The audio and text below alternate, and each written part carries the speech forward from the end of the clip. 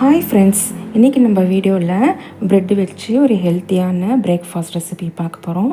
இப்போ ப்ரெட்டு வச்சு எப்படி செய்கிறதுன்ட்டு பார்க்கலாம் வாங்க.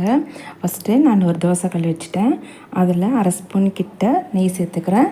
நெய் நல்லா ஹீட் ஆகிட்ட பிறகு நான் 4 ஸ்லைஸ் ப்ரெட் எடுத்துருக்கேன். அதை ஒன்று ஒன்றா சேர்த்து நம்ம ரோஸ்ட் பண்ணிக்கலாம். ரொம்ப கிறிஸ்பியாகணும்னு அவசியம் இல்லை, லைட்டாக ரோஸ்ட் பண்ணி எடுத்துக்கலாம். நம்ம ப்ரெட் மசாலா செய்கிறதுனால ப்ரெட்டு சாஃப்டாக இருந்தால் சூப்பராக இருக்கும். இப்போ ஒன்று ஒன்றா திருப்பி போட்டுக்கிறேன். அடுப்பையும் நம்ம சிம்மில் வச்சுக்கணும். இப்போ ஒன்று ஒன்றா திருப்பி போட்டு எடுத்துக்கிறேன். இது ரொம்ப டேஸ்டியாக இருக்கும். இந்த மசாலாலாம் வச்சு நம்ம செய்ய போகிறோம். ஈவினிங் ஸ்நாக்ஸ்க்கு மாதிரி கூட செஞ்சுக்கலாம். இப்போ பாருங்கள், நல்லா ரோஸ்ட் ஆகிடுது. இப்போ நான் ஒரு ப்ரெட் ஸ்லைஸாக எடுத்துக்கிறேன். இப்போ ப்ரெட் மசாலா செய்கிறதுக்கு நான் ஒரு மிக்ஸி ஜாரில் ஒரு மீடியமான சைஸ் தக்காளி 2ஆக கட் பண்ணி அதை சேர்த்துட்டு, அது கூடவே 4 பல் பூண்டு, சின்ன சைஸ் இஞ்சி, அரை ஸ்பூன் கிட்ட சில்லி பவுடர், 1/4 ஸ்பூன் சால்ட் சேர்த்து நான் கிரைண்ட் பண்ணிக்கிறேன். லைட்டாக அரைச்சிட்ட பிறகு இப்போ நம்ம அது கூடவே 1 ஸ்பூன் கிட்ட தயிர் இந்த அளவுக்கு அரைச்சிக்கலாம். அரைச்சி எடுத்துகிட்டு அது கூட 1 ஸ்பூன் கிட்ட தயிரும் 4 முந்திரி பருப்பும் சேர்த்துக்கிறேன். நான் ஏற்கனவே ஊற வச்சுருந்தேன்.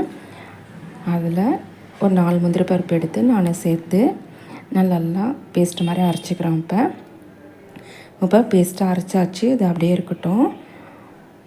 இப்போ கொஞ்சம் நெய் சேர்த்துட்டு 1 ஸ்பூன் கிட்ட எண்ணெயும் சேர்த்துட்டு வெங்காயத்தில் ஒரு அரை வெங்காயம் கட் பண்ணி சேர்த்துருக்கேன். சேர்த்து நல்லா முருகலாக ரோஸ்ட் பண்ணிக்கலாம். வெங்காயத்தை நல்லா ப்ரௌனாக ஆகணும், அப்போ தான் ரொம்ப டேஸ்டியாக இருக்கும். ப்ரெட் மசாலா இந்த அளவுக்கு ஃப்ரை பண்ணி எடுத்துக்கலாம்.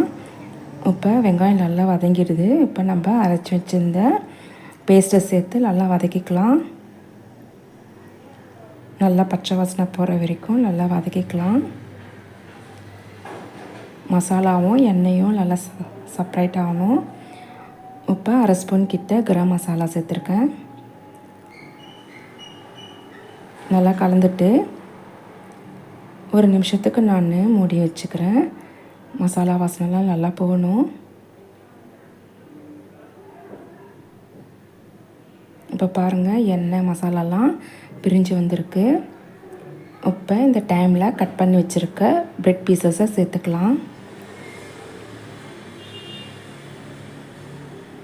சேர்த்து மசாலா கூட நல்லா கலந்து எடுத்துக்கலாம்.